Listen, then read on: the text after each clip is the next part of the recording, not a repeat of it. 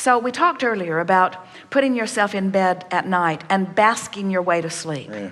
And that way you get a head start on the next day because you wake up in the vortex. Right. Now, if you'll take an extra 5 or 10 minutes and just lie there longer and really focus on things about your life experience that you appreciate. In other words, bringing it close to yourself, focusing on things like the comfort of your bed or the comfort of your pillow or the good feeling of your body. Sometimes you can just focus upon your physical body in a way that you'll just feel the rhythm of it. You want to say something? Then I fall asleep, and then when I wake up, I got to do it all over again. You're a lot more trouble than you're worth, really. That's never the case. So you wake up and you focus in appreciation until you are feeling maybe by your standards just normal. So then let's take it a little further. Then take any issue, one of the things for that goosing up life feeling that you're talking about. Yeah. Esther went through this process back in January where we encouraged her to bask herself to sleep and then appreciate once she woke up and then watch as she moved through her day for out of the vortex moments or opportunities to do focus wheels.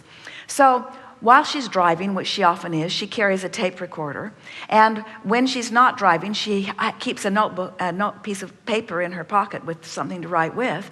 And she literally was mining her day looking for focus wheel material. Something would happen, and she would whip out her recorder or her notebook, and she would say, "Oh, good, focus wheel stuff for tomorrow." In other words, because she was really looking for things that were a little off in her vibration that she could rectify during tomorrow morning's focus wheel process. Right. Jerry would laugh at her because she would have a list of 3 or 4 or 5, sometimes 10 meaty focus wheel things. And it was uncanny how often the group of focus wheel things that she'd gathered up, at the heart of them was all the same vibrational glitch that she had going on. It was sort of like the universe was saying, well, if you just something about writing it down brought her another and another and another and another and another, as law of attraction will do. So then when she would lie in bed in appreciation, she could hardly wait to get up and go do her, she would say to Jerry, "Let's go to the living room and do our high-minded work." And what she meant was, let's have some high-minded conversation. What she meant was, I want you to sit and listen to me while I do a focus wheel. She's addicted, isn't she? And Jerry found it to be quite fun because Esther would really make her out of the vortex statement. She would really rub it in some strong way. Sometimes he was the subject of conversation. But it was whatever life was giving to her. And then she would make her in the vortex statement, and then she would get on the wheel. And after 4 or 5 or 10 focus wheels, it really doesn't take much time. Most mornings it was well under 30 minutes. She would then launch off into a book of positive aspects on whichever subject she had felt the most movement on. And then she would cap it off with a rampage of appreciation. So as the days would go by, each one building on the next, she started getting that sort of euphoric feeling of well-being. It began to follow her every way. And she began to announce to Jerry, "I'm in the vortex and I am never coming out." Well, what that meant for her, of course, she knew she would come out occasionally, and we knew it too. But what she was trying to describe is the over-the-top feeling of empowerment and clarity that was hers while she was in the vortex. The rendezvousing of people, the meaty conversations they were having, the people that they walk this big loop that takes about 45 minutes to walk, and it's through a residential area, and so there are hundreds of people in the vicinity with whom they may rendezvous.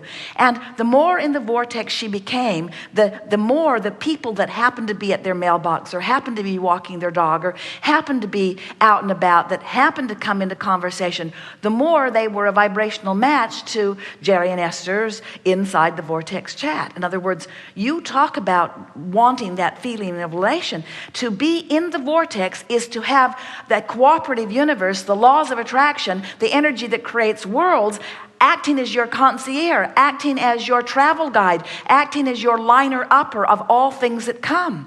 And under these conditions, the food that comes doesn't just taste better because you're in the vortex. It tastes better because it was prepared better. It tastes better because it was purchased better.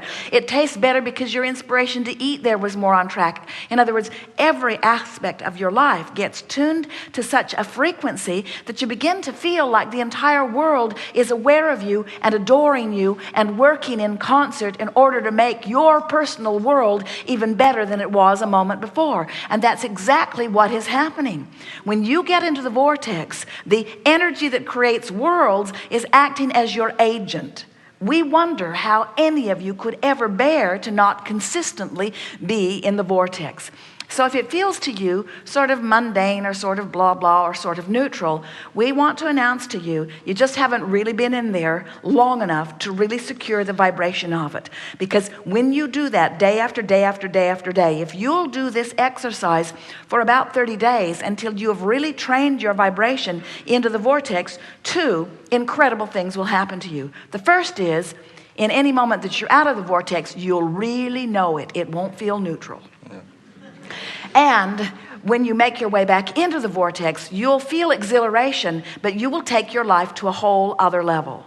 In other words, people who don't know about this vortex, people who don't know about vibration, people who don't know about the source energy that is really you, people who don't know about the gap that you're closing deliberately, people who are mostly standing outside the vortex, counting successes by manifestations that they see happening in others' experience. People that don't know about this will stand in amazement, wondering what magic you've stepped into. Wondering how someone's life could reflect such clarity and such fun and such abundance when theirs does not necessarily. And that's when you want to announce to them, I'm a vibrational realist.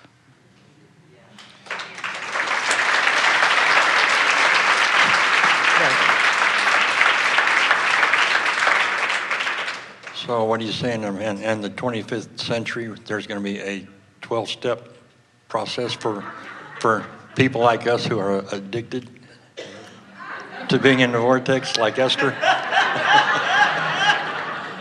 We prefer 3 steps.